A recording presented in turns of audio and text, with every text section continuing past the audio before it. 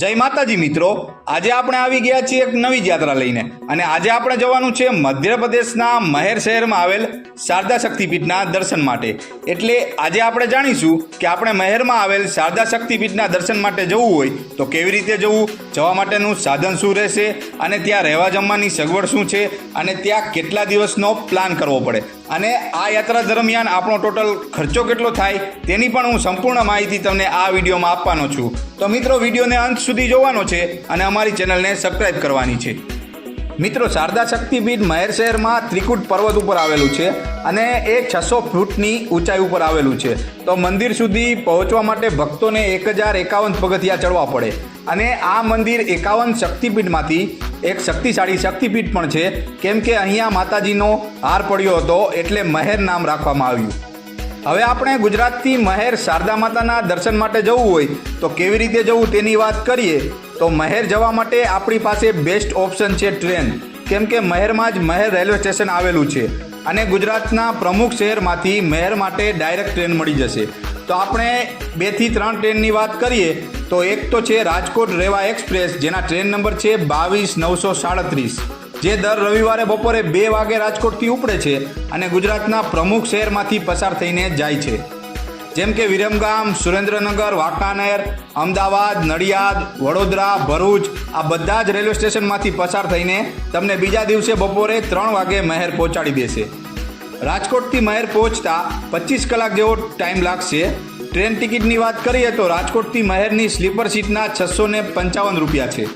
બીજી પણ એક ટ્રેન ચાલે છે અમદાવાદથી ગોરખપુર એક્સપ્રેસ, જેના ટ્રેન નંબર છે 19489, જે તમને અમદાવાદથી દરરોજ મળી જશે। અમદાવાદથી સવારે 9 વાગે ઉપડે છે અને બીજા દિવસે સવારમાં 4:30 પહોંચાડી દેશે। તેની ટિકિટની વાત કરીએ તો સ્લીપર સીટના 510 રૂપિયા છે। તો મિત્રો, સૌથી બેસ્ટ ઓપ્શન છે ટ્રેન। તો તમે તમારા ટાઈમ અનુસાર ટ્રેન બુક કરી શકો। તો આપણે મહેર તો પહોંચી ગયા, હવે ત્યાં રહેવા જમવાની સગવડ શું છે તેની પણ વાત કરી લઈએ। તો મંદિરની પાસે જ મહેર વિશ્રામ ગૃહ આવેલો છે, ત્યાં તમે રોકાઈ શકો, અથવા તો ત્યાં ઘણા બધા યાત્રી નિવાસ અને ધર્મશાળા પણ આવેલ છે। તો તમે તમારા બજેટ અનુસાર રૂમ બુક કરી શકો। 400 થી 500 રૂપિયામાં તમને ત્યાં રૂમ મળી જશે। ત્યારબાદ મિત્રો, જમવાની વાત કરીએ તો શારદા માતા મંદિર તરફથી ત્યાં અન્નપૂર્ણા ભોજનાલય પણ આવેલું છે, ત્યાં ફક્ત તમને 10 રૂપિયામાં ભોજન મળી જશે, એટલે કે ખાવા પીવાનું કંઈ ટેન્શન છે નહીં। હવે મિત્રો, તમે શારદા માતાના દર્શન કરવા માટે જો તમે પગપાળા જવા માંગતા હોય તો ત્યાં સીડી માર્ગ છે, તેના દ્વારા તમે 1051 સીડી ચડીને દર્શન માટે જઈ શકો। અને બીજા માર્ગની વાત કરીએ તો ત્યાં રોપવે પણ ચાલે છે અને રોપવેની ટિકિટની વાત કરીએ તો 150 રૂપિયા આવક જાવક ટિકિટના છે, તો તમે રોપવે દ્વારા પણ ત્યાં પહોંચી શકો। તો મિત્રો, મહેર માતાના દર્શન માટે 1 દિવસ કાફી છે। 1 દિવસમાં તમે શારદા માતાના દર્શન કરીને અને આસપાસમાં આવેલ દર્શનીય સ્થળની પણ મુલાકાત કરી લેશો, એટલે સાંજે ત્યાંથી તમારે ટ્રેન પકડીને ઘર માટે રવાનગી લેવાની છે। તો હવે આપણે જાણીશું કે આ યાત્રા દરમિયાન આપણો ટોટલ ખર્ચો કેટલો થાય।